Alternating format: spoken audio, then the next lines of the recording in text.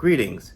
My name is Dr. Zebulon Maletsky. I'm the Chair of Marketing and PR for the Association for the Study of African American Life and History and the Executive Producer of Asala TV. It gives me great pleasure to welcome you to our series in Retrospect and Prospect, Topics in African American Life and History, produced, edited, and hosted by our very own Dr. Lopez Matthews, Chair of the Publications Committee for Asala.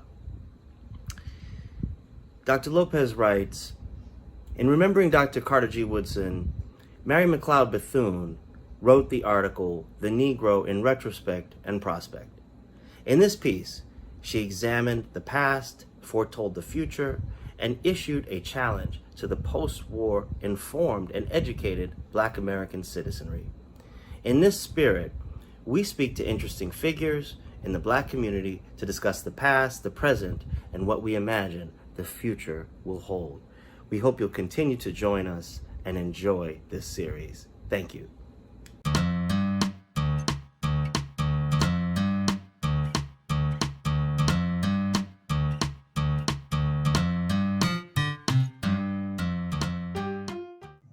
Hello, everyone. My name is Dr. Lopez Matthews, and I am the chair of the Publications Committee for the Association for the Study of African American Life and History. And I'm here today with Dr. Kenvi Phillips, the curator for race and ethnicity at the Radcliffe Institute of Harvard University, to discuss preservation of Black women's history. And so thank you for joining us today, Dr. Phillips. Thank you, Dr. Matthews. So Dr. Phillips, my first question for you today is, historically, how has the history of Black women been preserved in the archive? Historically, Black women have not been a collecting priority in archives, be they predominantly white archives or historically Black institutions. Black women have always typically been a kind of cursory. We look to Black men first, or white men or white women, and then Black women tended to be kind of a default. And it's unfortunate, and we've seen over the years that has shifted, that Black women are now increasingly become a priority in terms of what we collect and how we preserve the experiences of this particular class and group within the United States history. And so that really leads me into my next question, which was, how important were figures such as Dorothy Cory Wesley to the preservation of Black women's history? Oh, man. Dorothy Cory Wesley and her contemporaries, which she is in a class of her own, really, is integral to the understanding of not just Black women's history, but Black people's history.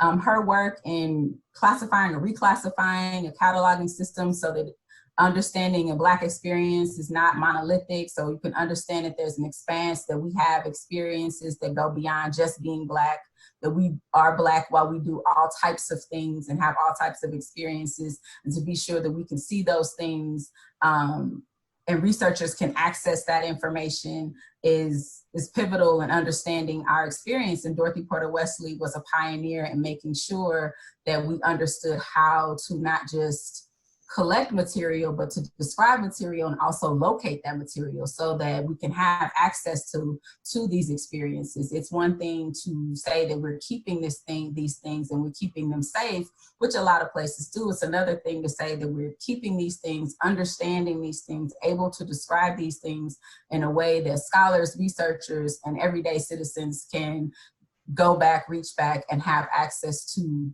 those memories, that those experiences, and use them in today and also in the future. So Dorothy Cory Wesley, some of her contemporaries, Sue Bailey Thurman, Shirley Graham Du Bois, who were biographers, who were telling these stories, who were working archives, who were working with some of our, what I guess Du Bois would call our talented 10th and leading citizens, but who were also reaching down, our Mary McLeod Bethunes, who were reaching down to our everyday citizens to understand what their experiences were like, and making sure that we not only validated those experiences, but held those experiences and made sure that we passed those things forward. I'm thinking about the National Council of Negro Women led by Mary McLeod Bethune, and Vivian Carter Mason and Dorothy Farabee, and then eventually Dorothy Irene Height, who had their Black Women's Archives Committee, which was led by Dorothy Porter Wesley and also influenced by Sue Bailey Thurman,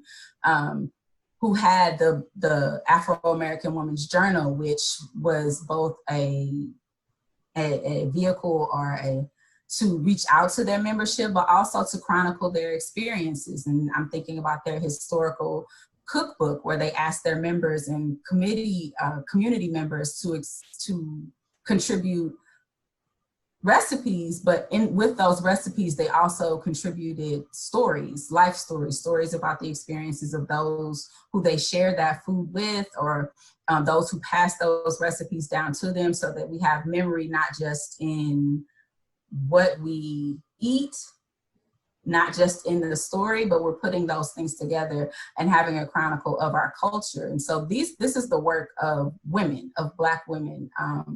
And this is part of like early archival work. It's not just repositories as we think of them today, you know, the Schlesinger Library, Moreland Spingarn, the Schomburg Center, Amistad. It's like we're talking about how we keep memory as a community and as a people. And so that, and also in response to your first question, is also how we keep memory and how important it is to understand Black women's history and how we keep Black women's history. It's great. You know, I've learned stuff just from this conversation. You know, that's why, you know, preserving our history is so important, and having people who know and understand and really care about it is so important to the preservation of our history. And so one of the other questions that I had was, what do you see as the role of institutions such as Harvard in the preservation of Black women's history? Oh, I think institutions like Harvard and every other institution that's interested in understanding the history of Black people, the history of this country, the history of human existence generally, needs to understand Black women's history. I'm thinking about one of the collections at the Schlesinger Library, Patricia J. Williams' collection, which is not open to the public just yet, as we're still collecting some of her materials. There's a lot. She has a lot. Her collections go back 5 or 6 generations. But her family was a Black family in Boston that housed Black students when Harvard University did not readily house Black students on their campus. So they would allow students to come, few, and then they would have to figure out how to house themselves and create community for themselves. And Patricia Williams's family was integral into making a community for early Black students at Harvard. And so that experience and that history is the Harvard history. It's a Black history, and it's kept in a Black woman's collection, but it is also the history of Harvard. And so they can understand, Harvard, the institution, can understand where it was and where it is now, so how far it's come, and also can make arrangements or make adjustments so they can move forward and be more inclusive, more diverse, and understanding the treatment of their students and their faculty, their staff. So it is important that an institution like Harvard, because Black women's history is all up in Harvard's history, it's important that Harvard collect Black women's history, just like Howard needs to collect Black women's history, just like the Schomburg needs to collect Black women's history, just like UCLA and Princeton and Brown and any other of these academic institutions. But also the public libraries need to collect Black women's history. There's community activism, there's community work, there's organizational work, there's just everyday people, and we're all important to understanding our country, understanding our nation, and we have to understand Black women if we want to understand any of it. A great point. And you know, we can talk about collecting history. They have to have records to collect. And so some of our people, and one of the problems that sometimes we do have when we talk about African Americans, is they're sometimes very modest. And so they don't believe that their records are important and that they're somebody whose record need to be kept. They're like, oh, me? Who wants to see my letters? Who wants to see my records? And they really don't understand the importance of the work that they've done. And so one of the things that people try to do is talk to people about depositing their records in a repository. And so as someone who does seek out collections, how would you recommend someone proceed in even saying, oh, well, even if they think they have stuff, deposit it in a particular repository? So it is amazing how many people who've led extraordinary lives, be they, Fortune 500 CEOs or someone who runs the local shelter, soup kitchen shelter in their community, those extraordinary lives. It's amazing how often I talk to individuals and even organizations, and they're like, I don't have anything, I haven't done anything. I've had conversations with women, because that's what we collect at the Schlesinger Library, is the history of women in and connected to this nation. And I'll talk, we'll talk 45 minutes, an hour, and they'll tell me these amazing stories of what they've done, what they've overcome, what they've gained, who they've impacted. And then in the end, there's, I don't have anything. Oh, not me. I'm just doing my part. And the first thing that after, I'm amazed and wowed by their stories, is I, ask them, well, what do you have? What does it look like?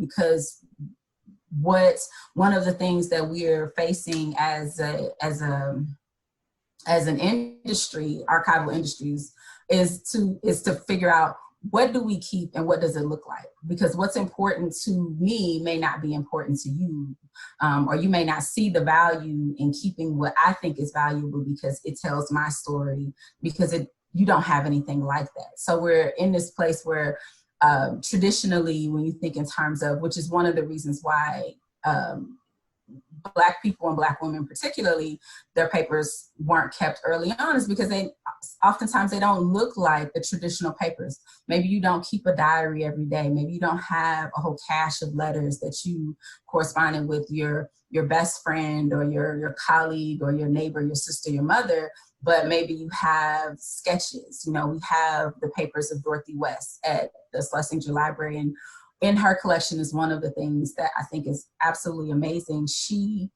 talked to her mother and asked her mother to write down her autobiography, and her mother drew sketches, just pencil drawings of her life. And she chronicled her life in these sketches of small children and children working with parents. And you can see her progression in her life, and it's really in drawings. And I think that that's absolutely wonderful, because you wouldn't think that that is something that tells a story, but it does.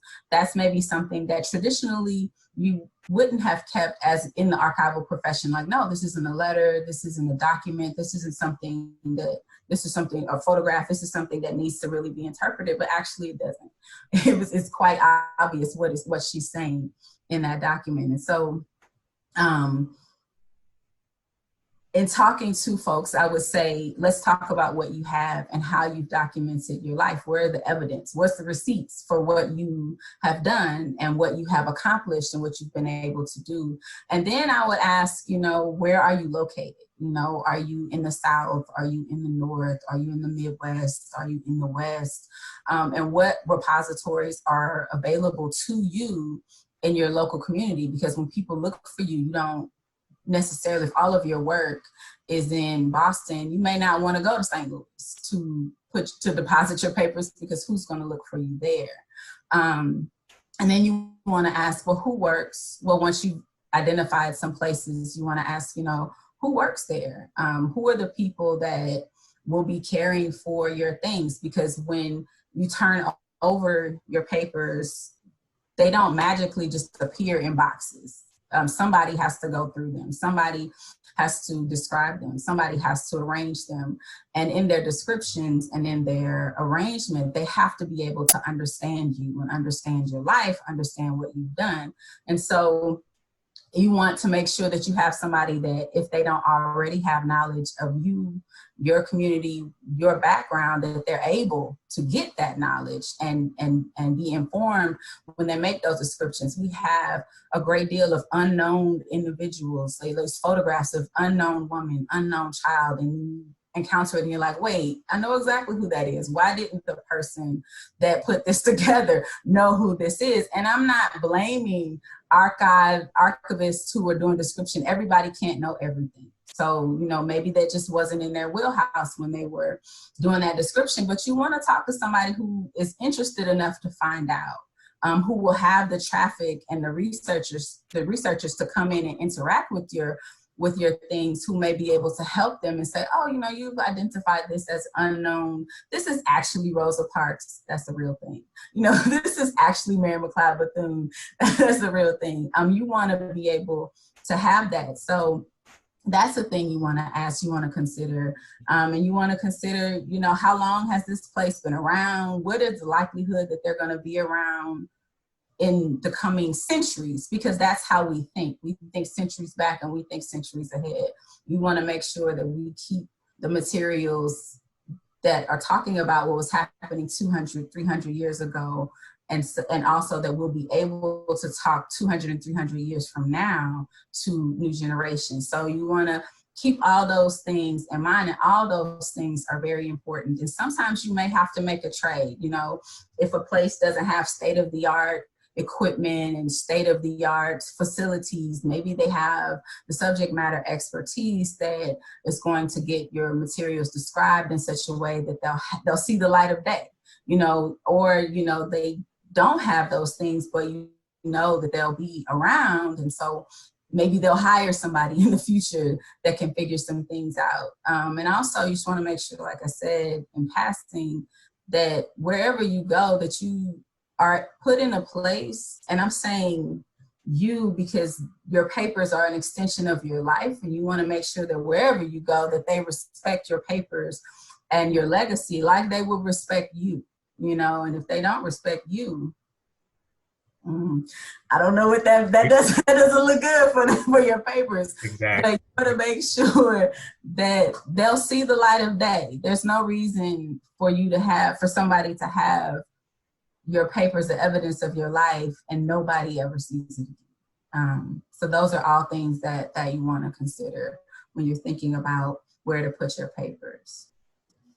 So those are great points. That's something that you know, everybody should think about, especially if they are considering preserving their history, or even if they aren't. You know, what's going to happen to my legacy, and what will I be remembered for? Because everyone has made a contribution to this world in some small way, even if they don't think they have. So those are all very important considerations, especially the subject matter expertise. That is something that I think is so important in archives, really being able to understand the records that you are working with, so that you can identify the people, you can identify the records, you can connect these disparate documents to say, oh, okay, this is really what these are, and this is how they're all connected, you know, you can bring everything together.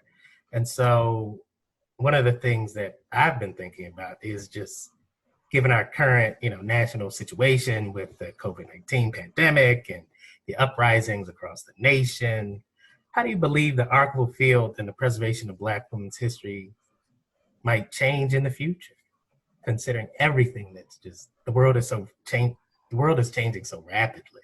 So how do you think the archival world will be affected by this? I know it's a big question, and I know it would be extremely hard to answer. And so I just want your own personal thought.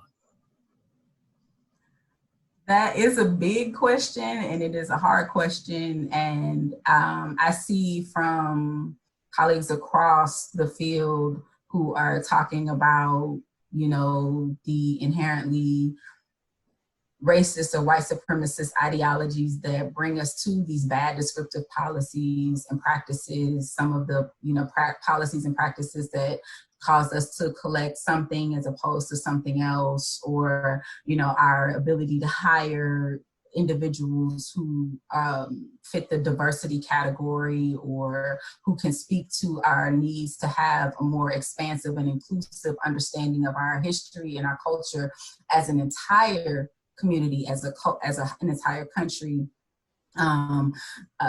Speak to our ability to interact with our researchers and patrons in a way that is inclusive and that doesn't lead to these, again, racist and discriminatory practices, sexist practices, which exist in many institutions across the board. And so I think that there will be, for lack of a better term, a reckoning with some of the things that we're dealing with. And to be fair and to be honest, I think some of these conversations have been going on for some time. This is not the first time within this profession that we've talked about sexist and racist policies.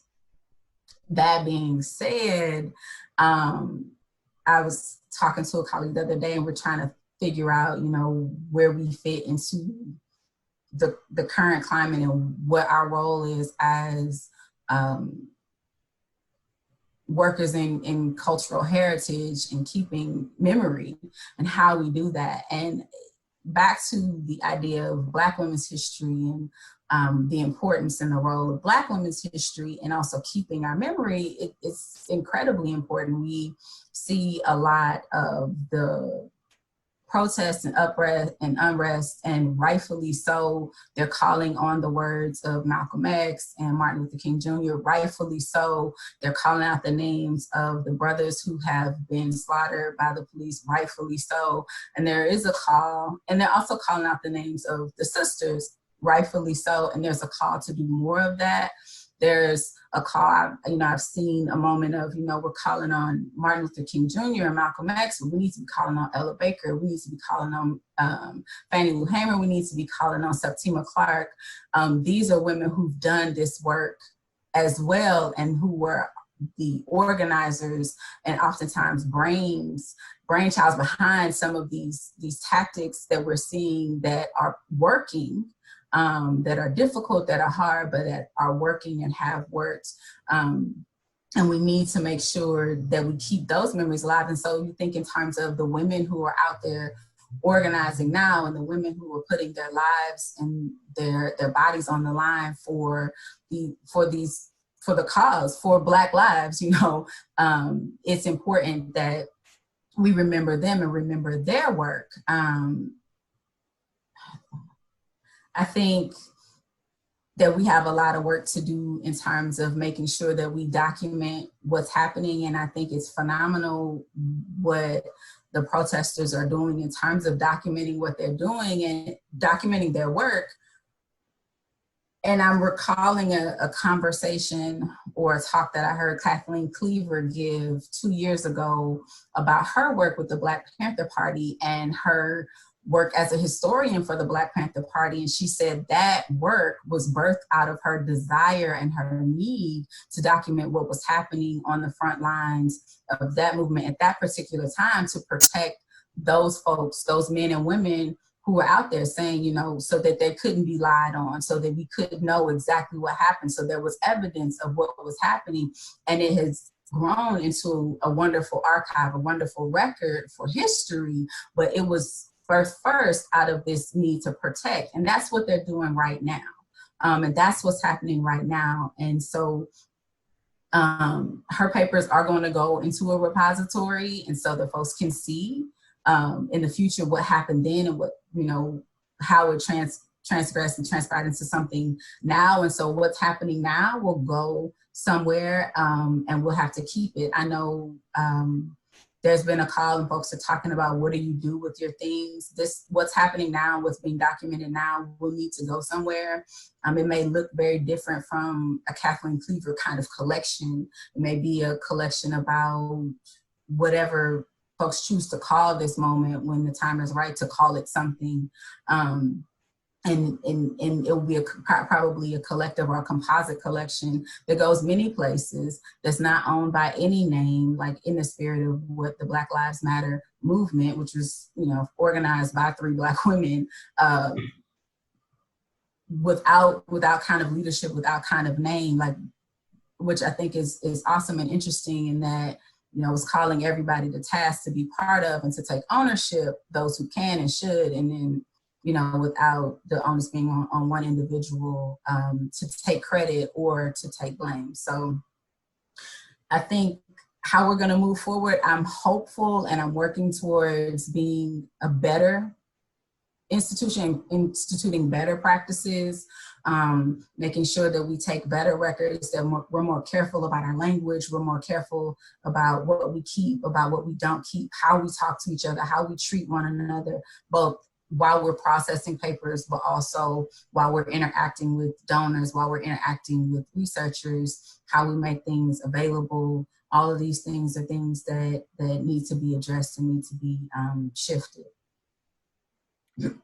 Thank you, Dr. Phillips. That that really is things that we need to think about and things that we need to keep in mind. And hopefully, this movement, this time is being documented. Things are so digital now. Everything is on Twitter, Instagram, Facebook. And so I know it's going to be hard to kind of capture all of this. And then people are also worried about the police scrolling through social media and identifying people's faces, trying to press charges against them. And so there's fear in documenting these situations, even though they do need to be documented. And so I do hope that people do find a way to maintain this history and to document it so that it can be remembered 100 years from now. We're looking back at the 1968 protests. We're looking back at the Watts protest and the Detroit protest and all of these situations that have happened throughout the years where Black people have fought and struggled just to be accepted as citizens in this country. And so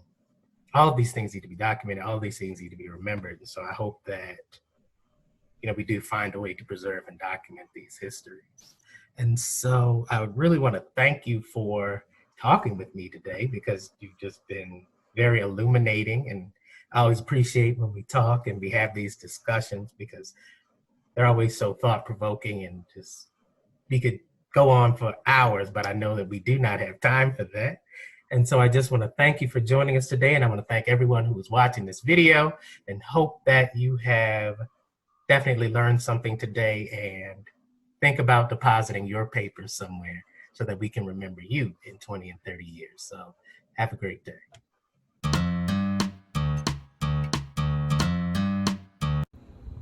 Thanks again for watching. We hope you enjoyed this broadcast. We'd like to remind you to subscribe to Asala TV, and you can also hit that notification bell to remind you of future broadcasts and episodes. We'd also like to ask you to consider making a donation to the Association for the Study of African American Life and History. If this information touched you, or if you learned something today, please consider making a donation, no matter how big or small. You may make a donation by hitting the donate button in the description on the YouTube page for Asala TV. We thank you for your support, and we look forward to seeing you in a future broadcast.